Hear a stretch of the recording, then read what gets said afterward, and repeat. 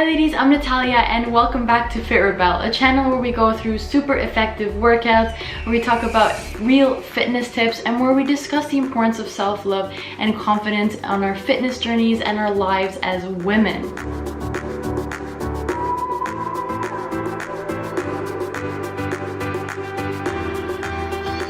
I'm currently going to switch gyms, so I thought I'd take advantage of this and significantly change up my workouts. It's really important to regularly change up your workouts, especially when you begin to reach a plateau with your current exercises. So I thought I'd walk you through what my way is to create my own training plan and what are the important criteria that you should consider when you create your own, adapt to your own fitness objectives and goals, and how to create a plan that you can and will actually follow. And stay tuned till the end, where I'll be giving you some super helpful guidelines to creating a successful training plan. So first of all, start with where you currently are. So for example, is this your first workout plan? Because if it isn't, how was your last one? Did you find it to be really effective? Did you find it to focus on the right areas that you wanted it to? Did you like it, but now it's getting not challenging enough, or you've done it for too long now and you want to change things up? If the latter is the case, then you can easily start off from your prior workout and make some changes to it that will actively make it more challenging for you. So you can do this, for example, by changing the number of reps, the number of sets. You can add in circuits, supersets. You can change up the rest times. Whatever has become too easy for you now in your workouts, make sure you make changes to that so that you keep it challenging, you keep it difficult, and you keep improving over time. Next, be realistic with your life situation. Do you really have an hour to spare every day of the week to dedicate to the gym? Or do you maybe have a husband and kids to take care of? Do you have other activities that you do that take up a lot of time in your life? Do you have a busy work schedule that doesn't allow you much free time? You need to keep all of these things in mind when you are creating your workout schedule. If you are really busy and realistically you can't actually dedicate a good 2 hours a day, and you set yourself the goal of doing that, you will likely just throw in the towel and give up, which is the opposite of what we want. So it's much better to set yourself a lower standard of a goal. So for example, to tell yourself that you will only go 2 or 3 times a week, because that's something that's realistic to you and that you will actually achieve, rather than telling yourself that you will be going 6 days a week and not do it at all. But do think about it, because if fitness really is a priority to you, you need to really think about what you are actually spending your time on. So do you really need to watch those 3 episodes a night of a series? Well, maybe not, so think about it. But once you have figured out how much time you can and will dedicate to the gym every week, it's time we begin creating our weekly plan within that time frame. So now it's time you determine your area of focus. What is it that you want to focus on? Think about your actual fitness goals. And when you think about it, I don't want you to think about what the latest trend is on Instagram, on the internet, in magazines, on ads. I want you to think about what you really want. What do you want for yourself? What kind of body would make you happy? So for me, for example, I really want to focus on my legs, on my glutes, and my abs. And I've also found that recently I have an imbalance in my legs, so I've noticed that my right leg is a lot stronger than my left leg, so I'd like to correct that. And one other thing that I would also like is to keep my gym sessions more efficient, because I feel I spend way too much time at the gym, and I do believe I can do it in a faster amount of time. So now I have something to work with. Now I can look at how much time I want to dedicate to each area of my body. So even if I've singled out an area of focus in my body, I do want to train my entire body, because I want to maintain a harmonious body, and I want to also avoid any type of posture problem, any significant muscle imbalances that could later cause more problems. And I also just want to feel strong overall. So I'm gonna make sure I cover my entire body within my week. So now think about that initial time frame that you gave yourself. So how many days a week are you planning to train?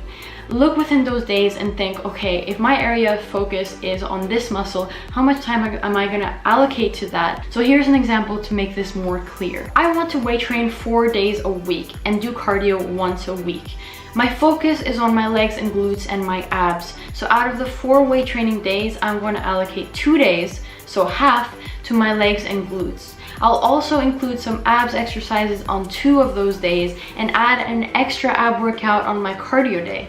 Great, so now I've got abs on 3 separate days, and I'm training my legs and glutes twice with complete days dedicated to them. So I've got 2 weight training days left to fill. So what are the other groups I have left out? I've got my back, my chest, my arms, and my shoulders to allocate. Since none of these are my areas of focus, I'm going to train each one only once a week. If you're not sure which combination to choose, this will become a lot clearer when you start picking out your exercises and you see which ones work best together. So now it's time to choose your exercises accordingly. There are many resources online that you can use that will show you different exercises that you can do for several muscles in your body. So you can select whichever one looks more appealing to you, but make sure you also look into the form so that you're performing each exercise correctly. We don't want any unnecessary injuries. Also, make sure that if you are a beginner, you are choosing exercises according with your level of experience. You don't want to start with very difficult exercises and risk injuring yourself. Also, for each muscle group, make sure you're training each area of your muscle differently. So if I'm training my legs, by the end of the week, I need to make sure that I have trained my hamstrings, my quads, and my calves, right? And I can choose to focus on one of these areas, but I need to make sure that I'm training all of these muscles and that each exercise focuses on each one differently. The next thing you need to do is to choose an order. You can't just select randomly a group of exercises and bunch them together and pray that that is the best way that you are going to train and it'll be the most effective training plan, because it probably won't.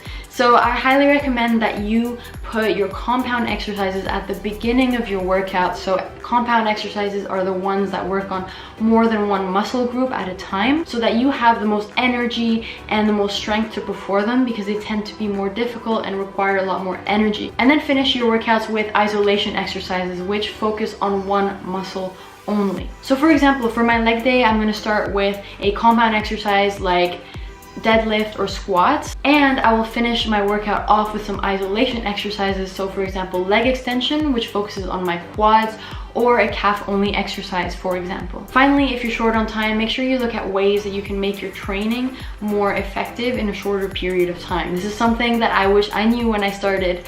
I just put exercises together not really knowing how long it take me, when I know that there are much more effective ways to do workouts now. So for example, try supersets, which is when you do 2 exercises back to back before resting, or trisets, when you do 3 exercises back to back before resting. I will make a video soon showing you more tips on how to make your workouts efficient for the time invested, so stay tuned for that. So I'm going to wrap up this video by giving you a really good and helpful set of guidelines for when you're creating your workout plan. I know that during this video I may have given you some tips that may seem a little general, and that's because it's very difficult for me to give all of you advice on how to create your own training plan when we all have different times we can allocate to our training and also different objectives. So here's a really good set of guidelines that I know will help you, and also will help you avoid certain mistakes that I definitely have made in the past. Feel free to screenshot some of these guidelines. They can be really helpful to you. I'll also put them in the description. So what your workout plan should include, and I don't want you to miss any of these.